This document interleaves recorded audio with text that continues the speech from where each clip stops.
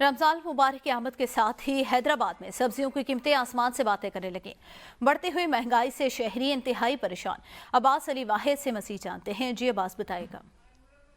जी बिल्कुल, रमज़ान उल मुबारक की आमद के साथ ही हैदराबाद में भी महंगाई में शरबा इजाफा कर दिया गया है। बात की जाए सब्जियों की कीमतों की तो 150 रुपये फी किलो में फरोख्त होने वाले टमाटर, जिसकी कीमत अब बढ़ाकर 200 रुपये कर दी गई है। इसी तरह 230 रुपये फी किलो में जो है वो प्याज फरोख्त की जा रही है। बात की जाए लहसुन की, अदरक की, नींबू की, तो वो भी 800 रुपये फी किलो में जो है वो फरोख्त किए जा रहे हैं। जबकि हमारी अभी सब्जी फरोशों से बात हुई तो सब्जी फरोशों का यही कहना है कि हमें महंगे दाम में जो है मंडी से सब्जी मिलती है, जिसके बायस जो है हम कीमतों में इजाफा करके सब्जी फरोख्त करते हैं। जबकि हैदराबाद के जो शहरी हैं वो महंगाई से इंतहाई परेशान दिखाई देते हैं।